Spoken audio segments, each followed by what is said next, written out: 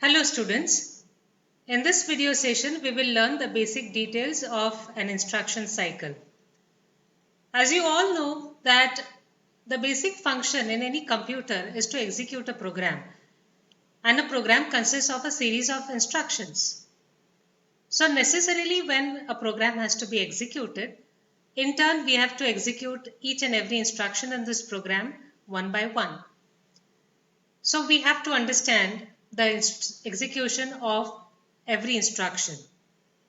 Typically, the instruction processing consists of two steps. The first one is to fetch the instruction.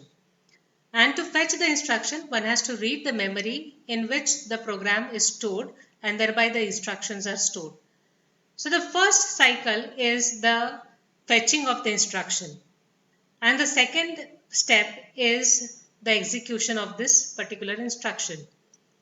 So these are the two basic steps of any instruction cycle, the fetch cycle and the execute cycle. And each of these cycles can be then divided into smaller processes, and those are the ones which we are going to look at. When does the program get stopped?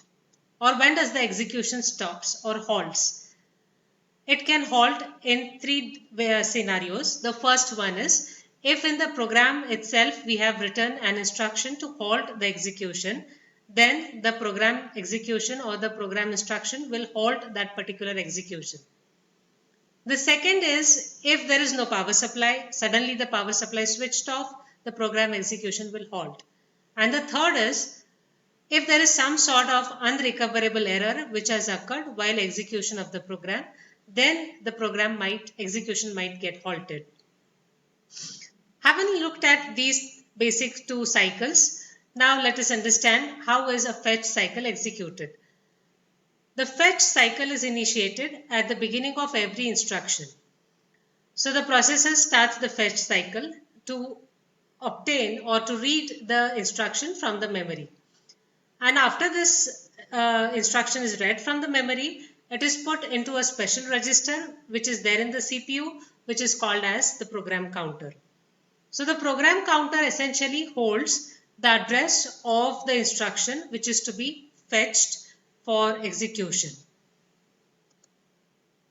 Unless and otherwise we tell the processor specifically that we have to execute something else and not which is in immediate sequence, the processor will always increment the program counter to the next instruction in sequence.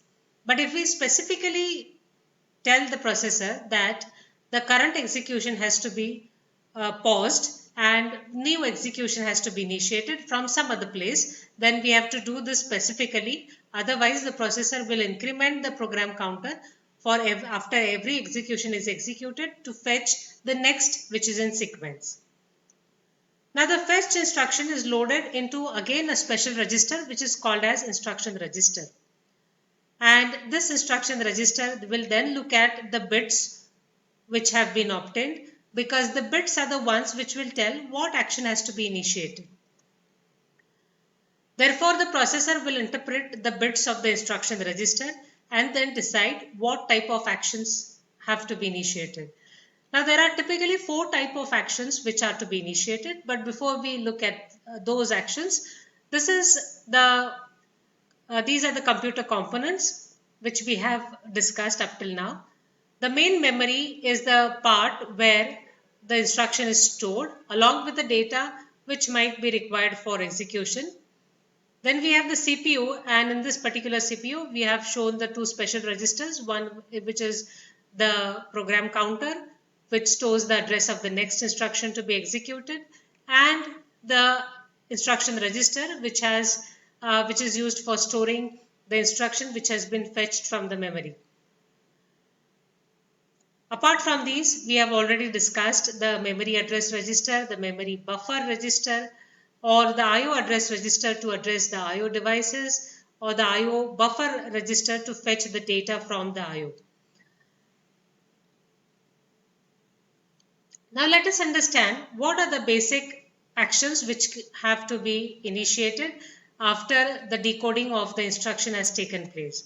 So there are four categories of actions. The first one is there could be a data transfer initiated from the processor and the memory, between the processor and the memory. So it might be going to the memory or taken from the memory.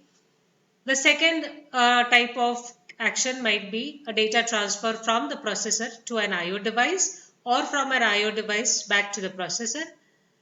The third could be actually data processing operation.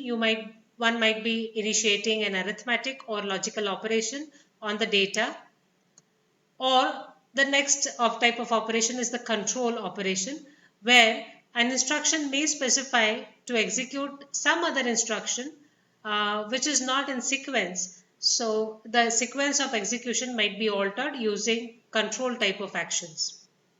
So these are the four actions which might be initiated after an instruction is decoded. Now this shows a typical instruction format. Here I have shown a 16-bit instruction length where 4 bits are allocated for what is called as the operation code, which tells us what type of operation has to be done. Now as you can see, if there are typically 4 bits, with 4 bits we can have 2⁴ possible combinations. Therefore, with such type of 16-bit instruction register where 4 bits are allocated for the operation code, we can have 16 possible operations.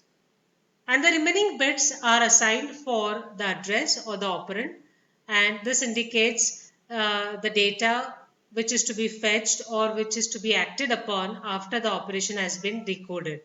So this is a typical instruction format. In some cases, the opcode field might be of 8 bits, where we require more number of operations to be performed. The total operating length, the instruction length could be 32 bits as well. So there are different instruction formats depending upon the processors which have evolved since the beginning. The execution of a particular instruction may involve more than one reference to the memory. One reference to a memory may not suffice. We might require to go to the memory, read the memory again more than once during the execution of one cycle, in one instruction cycle. And we could also require references to the IO devices, may not be just the memory references. So now let us look at what are the smaller processes in each of these cycles. So the first thing is instruction address calculation. Now before we fetch an instruction, we need to know where this instruction is stored. So the first thing is a calculation of an address of the instruction. We have to determine the address of the next instruction which is to be executed, and usually this involves adding of a fixed number to the address of the previous instruction, and this fixed number could be depending upon the length of the earlier instruction. The second process is to fetch the instruction. So after the address of the instruction is calculated, it is placed in the memory address register so as to address the memory. Then the memory is read and the instruction is fetched. So read the instruction from the memory and memory location which is specified, and then give it back to the processor. So the processor will put it in the instruction register. Then after the instruction is put in the instruction register, the next phase is to decode the instruction. So the instruction operation decoding is the next phase to analyze the instruction and to determine what type of operation has to be performed, and maybe it could be more than one operation, or it could be a single operation or more than one operation. Now this shows the typical process of instruction cycle. This one is the instruction address calculation. After it is calculated, then the next is instruction fetch, and after instruction fetching, then instruction decoding. Then now let us look at what happens after this. Then it is the operand address calculation. If the operation involves reference to an operand in the memory or something which is available from the IO devices, then these need to be addressed. So the address has to be calculated. So the calculation of the address of the operands is done in the next cycle. Then we have to fetch the operand because this is the operand on which the actual operation has to be done. So this operand might be fetched from the memory or it could be fetched from the IO depending upon the address which has been calculated in the earlier phase. Then the data is fetched and the operation is performed on this data which is indicated in the instruction. And then we might need to again store this particular result which has been obtained because of the earlier operation. So then the operand store cycle is initiated, that is, write the result into the memory.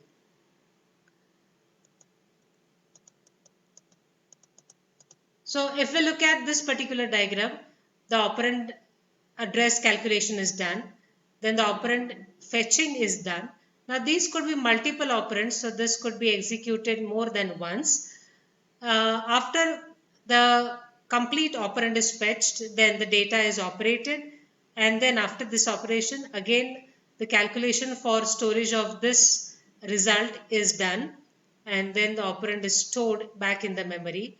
Now again we might require more than one references to the memory, so this might repeat, and after this is done, then the new cycle is initiated for calculation of the address of the next instruction. At this point, we must also remember that the execution of an instruction may involve one or more operands in the memory, and each of which requires a separate memory access. Also, if indirect addressing is used, then additional memory accesses are also required. So fetching of an indirect address is thought of as one of or more instruction stages itself. So this has been indicated by a repeat in this particular operand fetch cycle by showing an indirection phase. That means that address of the operand is not directly specified in the instruction, but it is indirectly specified. So first the address has to be obtained, and then this address has to be again used to obtain the new operand which is to be actually operated upon. So with this we have completed the details of an instruction cycle. I hope you have understood the basic details, but if there are any queries, please write a mail to my email ID, and thanks for watching this video.